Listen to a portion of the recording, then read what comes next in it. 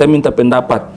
Ini lagi viral hari ini. Ini bisa dikatakan masuk dugaan aliran sesat karena terus terang saja bahwa MUI itu sudah dituding dalam tanda kutip lamban. Ya.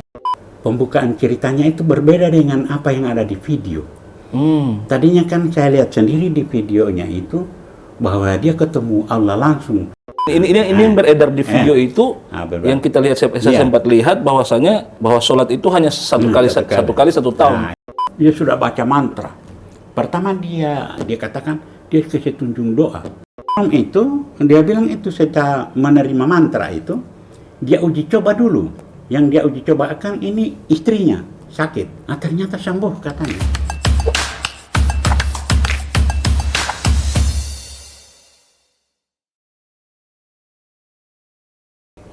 Assalamualaikum warahmatullahi wabarakatuh.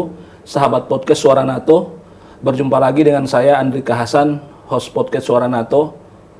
Kali ini di studio podcast kami telah kedatangan bintang tamu.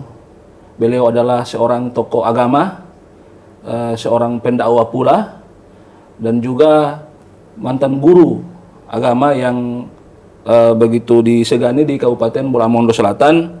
Beliau adalah Ustadz Haji Muhammad Pakaya, Ketua Majelis Ulama Indonesia Bolang Mongondo Selatan. Assalamualaikum Pak Ustadz. Waalaikumsalam warahmatullahi wabarakatuh. Sehat Pak Ustadz? Sehat Alhamdulillah hari ini. Alhamdulillah sehat. Sehat ya, itu yang paling penting Pak Ustadz. Tak kenal maka tak sayang Pak Ustadz. Ya. Jadi mungkin bisa diperkenalkan sedikit profil Pak Ustadz ke sahabat podcast Suara NATO khususnya dan mungkin umumnya kepada media sosial bahkan dunia Pak Ustadz. Silakan. Ya, terima kasih. Assalamualaikum warahmatullahi wabarakatuh. Waalaikumsalam warahmatullahi wabarakatuh. Alhamdulillah wa syukurillah wa la haula wa la quwata illa billah. Allahumma salli ala Muhammad wa ala alihi wa sahbihi wa mawala mabad. Pertama saya ingin menyampaikan secara singkat tentang profil saya dan perjalanan pengalaman hidup. Ya. Saya adalah pensiunan pegawai negeri sipil yang sekarang disebut dengan ASN Ya. dari Kementerian Agama Ya. Kabupaten Bolang Mongondo Selatan. Sebelumnya waktu masih di Kementerian Agama, jabatan terakhir saya itu adalah pengawas madrasah di Kabupaten Bolang Mongondo Selatan. Sebelum Kabupaten Bolang Mongondo Selatan begitu jadi, saya diberikan tugas tambahan oleh Kanwil Kementerian Agama Provinsi Sulawesi Utara sebagai koordinator wilayah Kementerian Agama Kabupaten Bolang Mongondo Selatan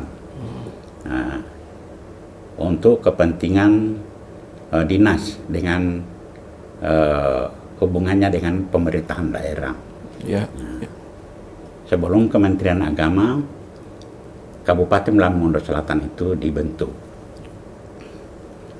Selanjutnya pengalaman organisasi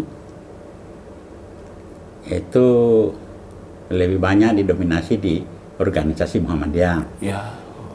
Mulai dari Bolang Uki itu masih cabang sampai dengan Bolang Mongondo Selatan sudah jadi PDM. Jadi saya adalah sekretaris umumnya dari 2010 sampai 2015. Ya, seperti itu. Jadi itu perjalanan ya? Itu perjalanan. Ya. Kemudian di organisasi sosial lainnya. Ya. Kebetulan kita di Bolang Mongondo Selatan ini kan bukan berarti tidak ada, tapi memang masih susah untuk mencari yang bukan karena kemampuan dan ilmunya, cuma karena keikhlasan untuk mengabdi. Sehingga saya itu seperti terbebani oleh beberapa organisasi sosial. Yang pertama adalah MUI ini dibentuk dia sejak terbentuknya Kabupaten Bolang Mongondo Selatan. Namun dia tidak normal perjalanannya karena memang struktur organisasinya pun belum lengkap. Ya. Kemudian di tengah-tengah itu yang paling aktif waktu itu adalah organisasi yang namanya FKUB, Ya, FKUB apa itu? Forum Kerukunan Umat Beragama. Beragama. Oh ya. Itu saya satu periode. Sebelum ada MUI ini ya. Sudah gabung itu. Sudah gabung. Karena itu meniru dari Bola Mongondo Masih Bersatu. Siapa yang jadi ketua FKUB adalah ketua MUI. Ya. Karena di situ pertama menjaga hubungan itu supaya lancar. Ketua MUI itu sudah bisa menyesuaikan dengan program-program FKUB yang di situ semua agama ada. Semua agama ada, ya. Baru yang ketiga, organisasi juga yang di bawah binaan Kementerian Agama itu Badan Wakaf Indonesia Perwakilan Belah Mongondo Selatan. Nah, sampai saat ini masih. Ya. Jadi sekarang masih 2 jabatan organisasi sosial yang ada di tanggung jawab. Di tanggung jawab Pak Ustadz ya. Oke, Pak Ustadz. Ya. Ya, itu sejarah singkat. Ya. Jadi MUI Bolsel ini berdiri pada saat juga Bola Mongondo Selatan ini berdiri juga. Ya. Dan ini kalau bisa tahu sudah berapa periode Pak Ustadz? Kalau dibagi periodenya sesuai dengan musdanya itu baru 2. Nah, yang kemarin-kemarin itu nanti periode keduanya nanti dimulai 2020. 2020. Ya, 2020 itu sudah struktur organisasinya sudah lengkap, bahkan sudah ada perhatian dari pemerintah untuk tahun 2021 itu sudah mendapatkan hibah 50 juta dari pemerintah daerah, dan itu digunakan untuk kelengkapan infrastruktur, administrasi, perkantoran, sekretariat ya. Sekretariat, apa semuanya itu. Nah, ini berbicara Majelis Ulama Indonesia, tentu Majelis Ulama Indonesia ini Pak Ustadz merupakan salah satu organisasi besar di mana berkumpulnya para ulama, orang-orang yang berilmu dari berbagai macam latar belakang organisasi berkumpul di salah satu wadah yang namanya Majelis Ulama Indonesia. Nah, apa sih sebenarnya tugas Majelis Ulama Indonesia itu Pak Ustadz? Ya, kalau secara umum wadah ini kan dibentuk, ya sejarahnya kan dari tahun 70, ya kalau tidak salah mungkin tahun 75 atau itu masih masa Orde Baru. Ya. Itu perhimpunan para ulama untuk menyatukan pendapat-pendapat itu, karena mengatasi perbedaan-perbedaan yang ada di masyarakat. Sehingga itu di situ dihimpun semua mazhab-mazhab yang ada dan menjadi satu organisasi, sehingga yang terutama menyangkut masalah perbedaan yang diangkat di situ adalah mengutamakan persamaan dibanding mengangkat perbedaan. Itu. Jadi menetralisir itu tugas. Di samping itu tugas-tugasnya juga yang lain bisa berkembang untuk menciptakan para mubalik-mubalik modern yang bisa tentunya tujuannya untuk menyejukkan negara umat, menyejukkan umat. Lebih lanjut lagi, tapi itu belum ada di dalam program MUI Bolsel karena itu masih wilayahnya provinsi. Tapi MUI di daerah itu tingkat 2 bisa memasukkan data-data tentang fatwa produk halal. Itu yang gencar sekarang, produk halal. Ya? Fatwa produk halal. Produk halal yang akan dikeluarkan oleh MUI provinsi. Oleh sebab itu dihimbau kepada siapa yang ingin membuat pabrik seperti pabrik kursi itu bisa dilabeli ini dasar bahan dasarnya ini halal atau tidak. Itu akan diteliti. Semacam obat-obatan, jamu, tahu, apa saja produk apa saja. Berarti selain tersertifikasi Balai POM juga harus itu ada Balai POM itu sudah di situ dia. Kalau ada label halal sudah kerjasama. Jadi Balai POM itu sudah ada di situ. Nah, ini berbicara tentang Bola Mongondo Selatan, kalau lebih kita kecilkan lagi peran MUI di Bola Mongondo Selatan ini sejauh ini seperti apa? Ya, memang semenjak berdiri. Kalau mencerita perannya itu baru sekedar bersama-sama dengan pemerintah terutama lewat untuk Kantipmas. Kantipmas, itu ya. Teman-teman atau bapak-bapak dari Intel, baik kepolisian Ya. maupun itu sering sama-sama untuk mensosialisasikan lewat apa namanya itu Media sosial. ya, media sosial. Saya itu di apa namanya diwawancari seperti ini tapi di rumah. Ya. Kemudian itu untuk pertama mendukung tentang apa namanya pembasmian itu paham-paham teroris, Paham-paham misalnya teroris itu, seperti oke. yang terjadi di Makassar. Kemudian juga mendukung program-program pemerintah itu sudah ada apa namanya kerjasamanya dengan Polres. Polres, atau gitu ya. Contoh kayak macam kita sudah ada Perda Miras. Nah, Ya, semacam itu mungkin MUI lagi menghimbau kepada masyarakat. Itu belum tapi memang waktu Kapolres sejak dilantik karena mungkin saya sudah tua yang seharusnya saya ke sana tapi beliau yang Luar biasa. beliau yang kunjungi Ya. dan beliau menyampaikan tentang program utamanya itu yaitu pertama penertiban tentang lalu lintas. Ya. Ya, kemudian yang unggulan ini. Ya. Yang kedua tentang miras itu, ya. dan yang ketiga tentang kesehatan. Itu yang Itu beliau program beliau luar program. biasa Pak Kapolres kita ya yang baru. Itu yang Padahal beliau itu adalah orang yang secara agama itu berbeda dengan kita non Muslim. Ya, tapi tapi beliau menunjukkan bahwasanya ya itu adab lebih tinggi daripada ilmu. Kalau Bagaimana? kelihatannya memang Ya. adab kuliah itu tinggi. Ya, ya, ya. Saya pernah sudah podcast beliau Pak Ustadz di sini pada saat beliau dilantik dan beliau kelihatannya memang orangnya welcome Bapak Kapolres kita. Saya waktu pelantikan itu kan diundang, tapi pada saat itu merasa tidak sehat. Oh iya. Besoknya beliau datang. Ya. Sudah di Luar biasa. Ya. Itulah yang kita harapkan bahwa di Kabupaten Maluku Selatan tidak hanya dari pemerintah daerah, umarahnya, kemudian ulamanya, tapi juga pihak kepolisian, kejaksaan dan beberapa Porkofinda itu bisa sinergi sehingga bagaimana membangun daerah ini bersama-sama. Nah, ini Pak Ustadz, saya minta pendapat.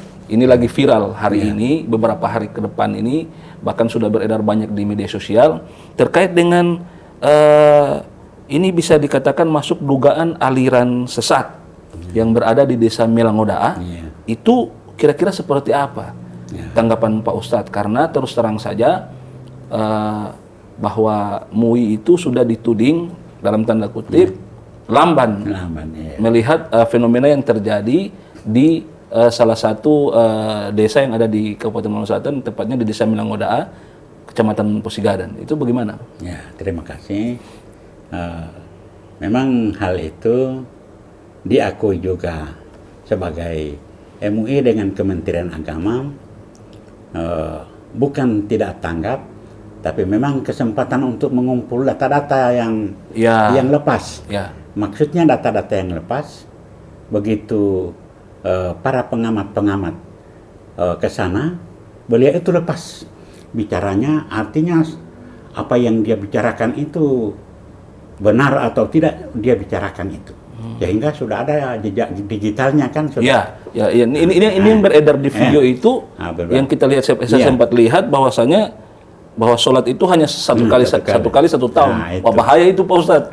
Kalau seandainya sholat satu tahun satu kali, bisa banyak pengikut itu. Kalau di video itu kan cara sholatnya itu sudah bahkan sampai tata cara sholat. Tata cara sholat. Nah, alhamdulillah ketemu.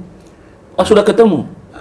Kemarin dijemput oleh, itu juga perlu diapresiasi, Kapolsek Posigadan. Beliau sudah menunggu di apa namanya, itu saya itu kan tidak secara formal menyurati minta pendampingan. Nah, hanya ditelepon oleh tapi beliau langsung menunggu di Milangodaa dan menunjukkan jalan itu sampai ke rumah Pak Partin Botutihe itu.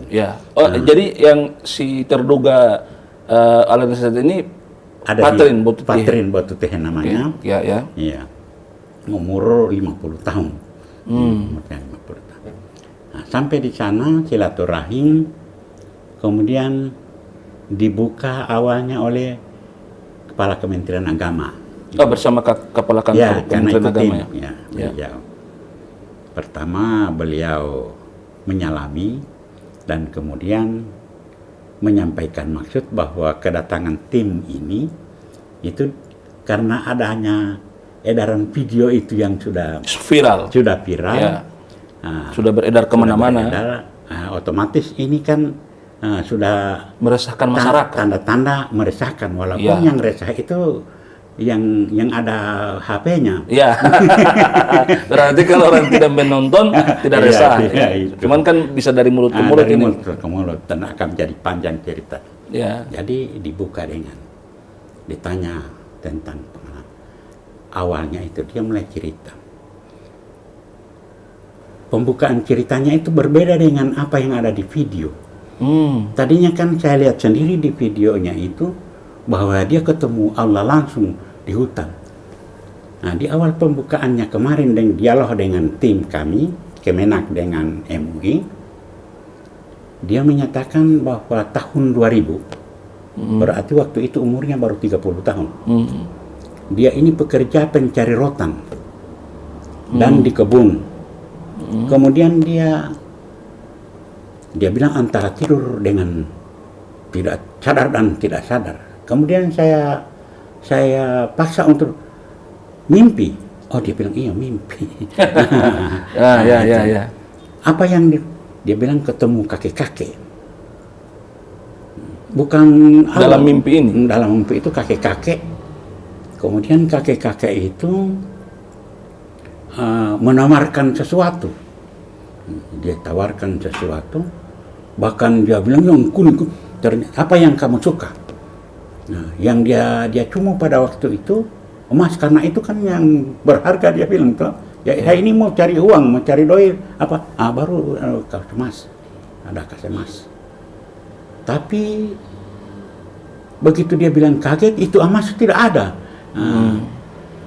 Berarti ini kan mimpinya, entah mimpi itu betul atau tidak. Kemudian di sisi lain bahwa sebenarnya ada yang mau kasih panganan, ya, yang saya kasih sama kamu itu pengobatan itu, kelebihan pengobatan. Kelebihan. Jadi di mimpi itu dia dikasih semacam mantra-mantra begitu, ya, untuk bisa mengobati penyakit apa saja. Ya.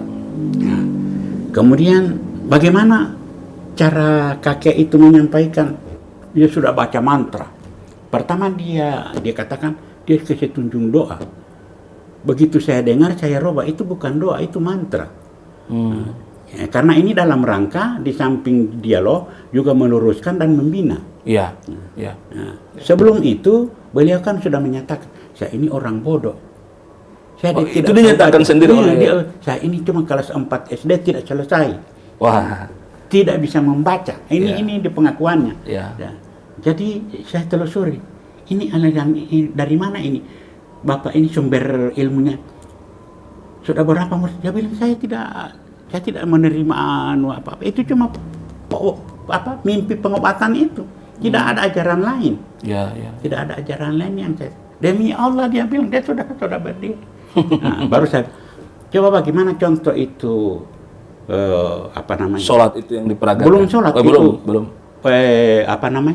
Obat mantra yang ditunjuk. Kudu mulai dia bacakan. Ternyata bacaan itu mirip-mirip Arab lain dan semua bahasa daerah ada di situ. Oh begitu ya. Jadi itu bukan bahasa Al-Quran.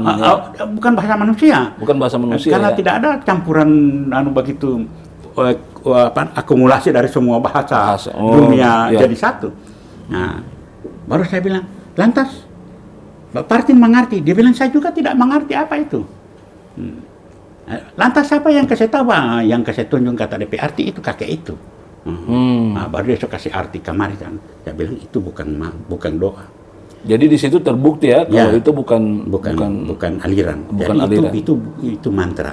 Mantra itu bukan cuma Pak Partin yang punya mantra, sampai saya iseng-iseng kasih tunjuk mantra juga pada dia. Mantra itu artinya sesuatu yang diucapkan oleh yang mengucapkan saja tidak tahu apa yang dia ucapkan. Yang diucapkan ya. Semacam sihir seperti itu ya. Sementara kalau doa itu dari bawah, dari makhluk kepada pencipta, dan tujuannya jelas. Contohnya Rabbana atina fid dunya hasanah. Tujuannya adalah minta kebahagiaan dunia dan kebahagiaan akhirat. Ya. Nah, bahasanya jelas. Ini kan bahasanya tidak jelas. Ya. Bahasanya tidak jelas. Nah, itu yang jangan. Jadi ini ajaran Islam yang Bapak masih pakai. Dia bilang saya ini bagaimana tentang memang sholat itu, dia bilang saya cuma itu yang saya tahu.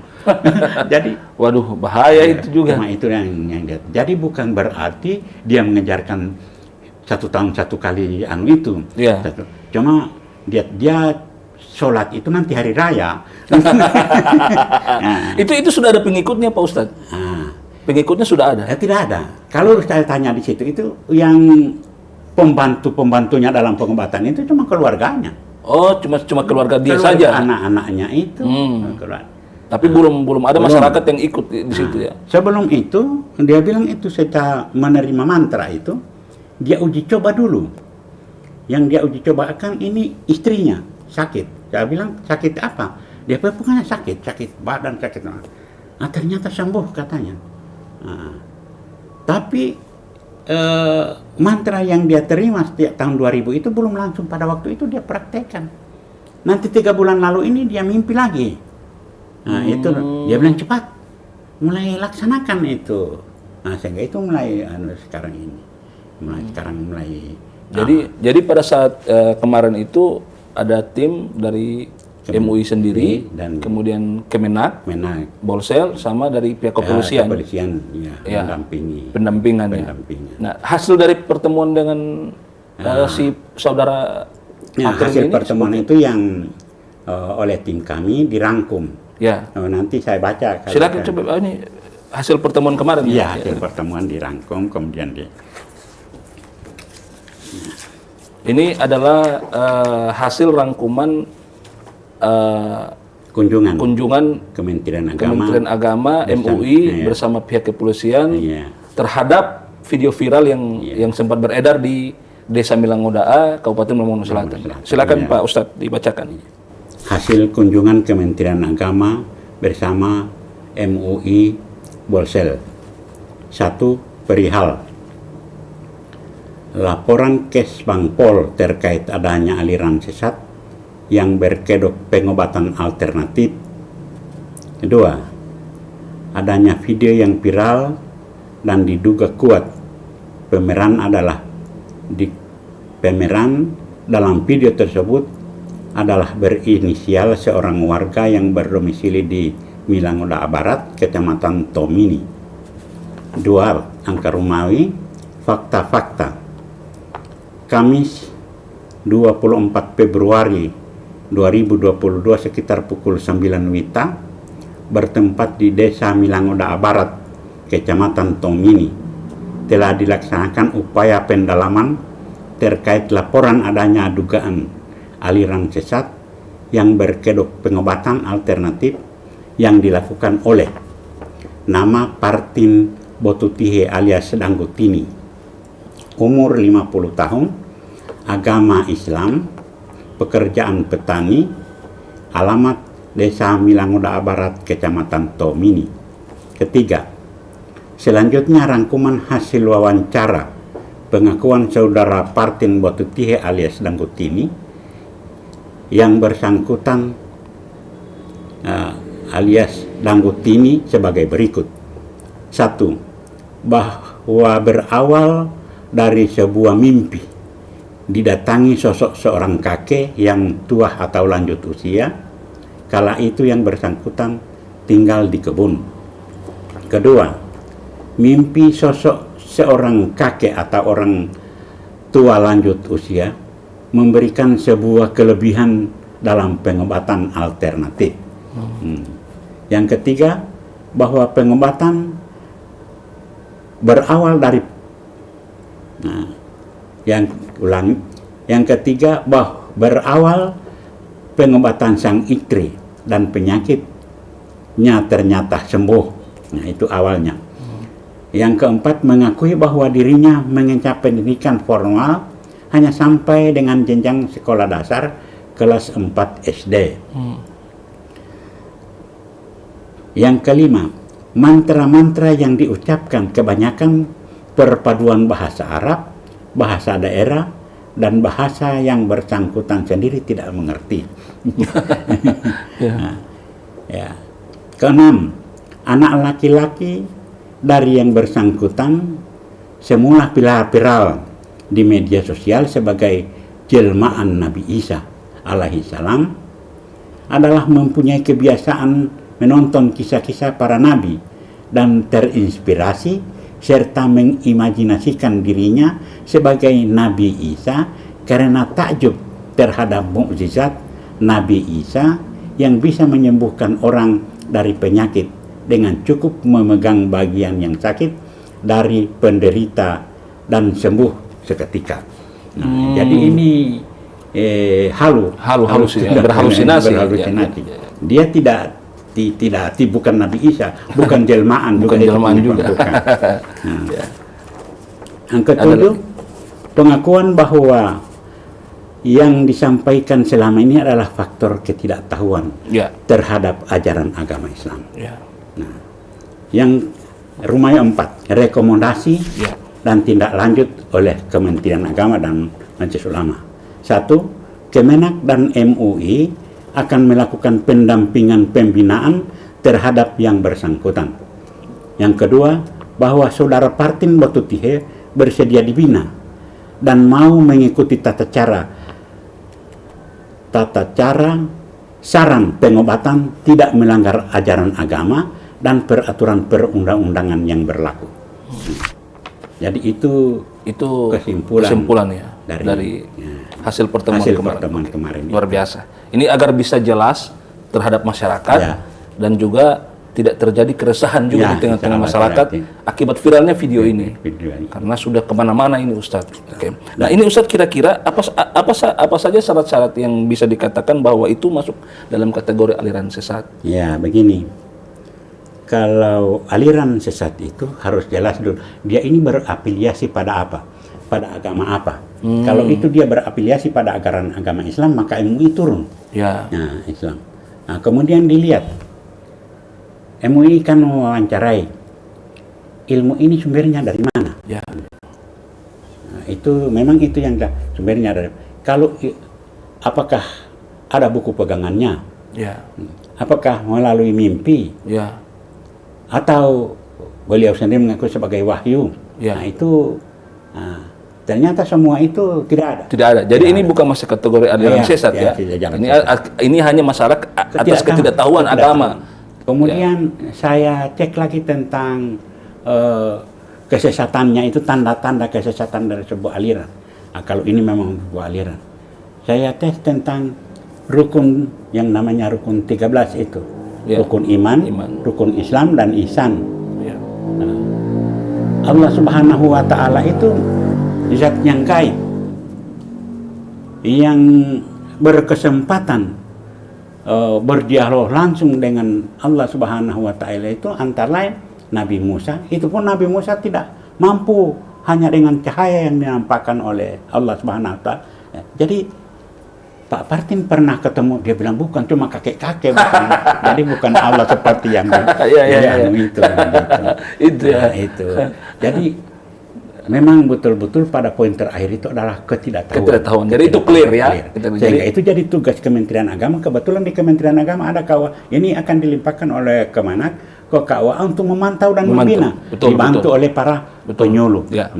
Itu kewajiban. Kewajiban. Jadi saya melihat ini sudah merupakan jawaban juga atas tudingan kemarin di salah satu media online dari seorang mahasiswa yang mengatakan bahwa MUI Bolsel lamban dalam melihat fenomena ini. Tapi alhamdulillah sudah ditindaklanjuti dan ini clear bahwa hari ini murni atas ketidaktahuan saja terkait dengan agama.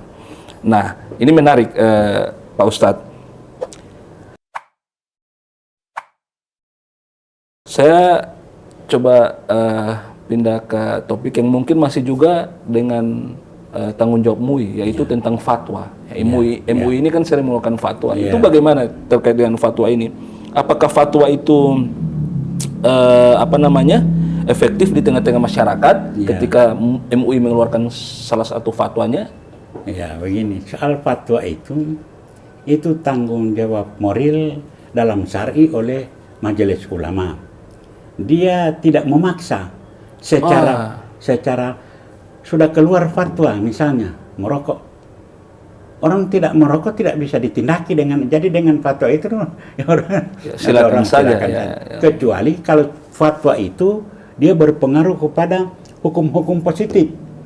Misalnya fatwa Majelis Ulama setelah dilihat di dalam undang-undang ternyata ada pelecehan agama misalnya. Nah, ini akan termasuk. Cuma kalau misalnya fatwa yang itu penyadaran berdasarkan hukum syar'i yang ada di dalam Islam. Nah, dan itu hanya mengikat secara syar'i, secara hukum Islam bagi umat Islam. Umat Islam saja. Saja. Kalau yang tadi bersentuhan langsung dengan kayak pelecehan agama itu bisa sampai ke hukum positif. Kriminal masuk. Nah, itu kan yang menangani sudah lain. Sudah lain itu. Di samping ada di fatwa, memang sudah ada juga di undang-undang tertentu. Ya, ini Pak Ustadz, Bolsel ini kan terkenal dengan slogan religius, berbudaya, bermartabat.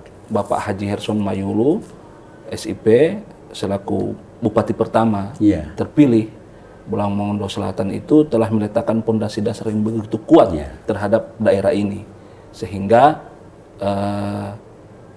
setelah kepemimpinan beliau kemudian digantikan sekarang dengan Bapak Haji Iskandar Kamaru SPT dan Wakil Bupati Bapak Dede Abdul Hamid, itu masih berlanjut. Kita terkenal dengan daerah yang religius.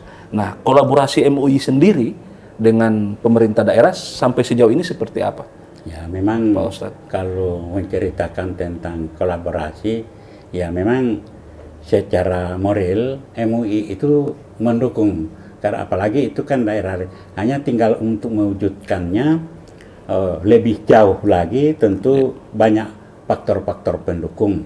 Misalnya MUI bisa bergerak nampak, itu tentunya kan banyak faktor-faktor yang mendukung. Ya, antara lain sudah dimulai baru-baru ini dengan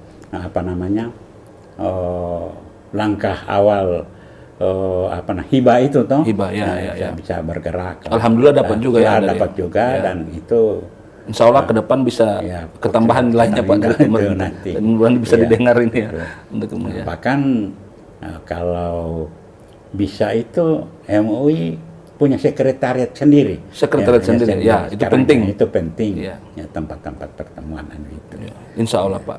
Insya Allah pasti ke depan bisa ada kantor sekretariat sendiri. Nah, Pak Ustadz, ini juga ulama umara itu kan harus beriringan. Seperti saya sampaikan tadi, harus sama-sama. Tidak bisa umaranya sendiri, ulamanya sendiri. Nanti akan ketidakseimbangan terhadap kehidupan di masyarakat, karena pemimpin dan ulama harus bersama-sama. Kalau Ustadz melihat ini bagaimana antara pemimpin dan ulama ini? Saya menggarisbawahi dan melingkari. Saya tidak mengambil skop yang luas. Saya membatasi skop Bolang Mongondo Selatan. Bolang Mongondo Selatan Bolang Mongondo Selatan, insya Allah masih itu yang perlu dan dibutuhkan, dan selama ini tidak ada gesekan antara. Tidak ada gesekan sampai hari ini. Baik pernyataan MUI maupun pernyataan dari itu masih tetap seia sekata. Luar biasa. Jadi itu alhamdulillah saya masih begitu. Jadi untuk Bolsel masih seia sekata. Nah, adakah tantangan MUI dalam menjalankan tugasnya di Bolang Mongondo Selatan, Pak Ustadz, sampai sejauh ini? Ya, memang mau bilang tantangan itu kan program-program itu belum karena tantangan itu kalau sudah jalan ternyata mandek. Nah, ini kan pertama seperti apa yang terjadi sekarang. Kalau sudah terbentuk MUI kecamatan, tentu informasi cepat langsung secara hierarki kan organisasi itu yang. Jadi sampai saat ini masih dalam pembenahan struktur organisasi. Itu. Nah, kebetulan bukan lambatnya karena dana juga, cuma karena ini keadaan apa namanya COVID. Ya, sehingga ketemu itu kan masih agak dibatasi ya, PPKM itu. Nah, itu antara lain yang faktor paling banyak menghambat program di situ. Iya. Tapi insya Allah ke depan akan dibenahi. Insya Allah itu akan dibenahi. Dan tidak mengurangi kerja MUI. Itu contohnya kan hal seperti ini bisa cepat tanggap, cepat dan bisa diantisipasi. Artinya bukan berarti informasi dari luar itu itu sebagai bahan dikumpul. Tapi kalau sudah ada MUI di sana kan sudah jelas ya. Masyarakat juga tenang. Ya. Jadi fungsi yang di sana itu yang di kecamatan di samping juga mengamati, memantau dan juga selaku pembina umat yang ada di benar, sana itu. Benar. Siapa lagi kalau kita tidak mendengar pemimpin dan ulama itu ya. Nah, harapan MUI untuk masyarakat Bolsel, Pak Ustadz. Ya, harapan MUI untuk masyarakat Bolsel karena dunia sekarang ini sudah tidak ada batas. Ya, sudah tidak ada. Kalau ada hal-hal yang kelihatannya seolah-olah pertentangan antara yang namanya kewenangan atau yang berwenang untuk mengambil kebijakan dan kemudian kelihatannya semacam kontradiksi dengan apa yang didengar, tapi kalau kita dijauhi di Belang Mongondo Selatan ini belum merasakan, hanya mendengar, melihat apa yang ada di sosial media.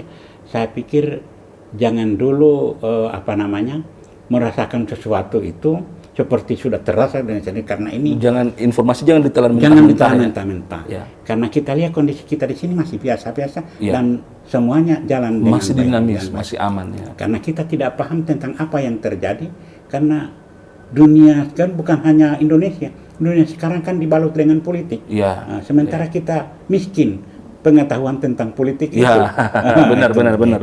Jadi saya himbau kepada masyarakat, dengarlah seruan pemerintah.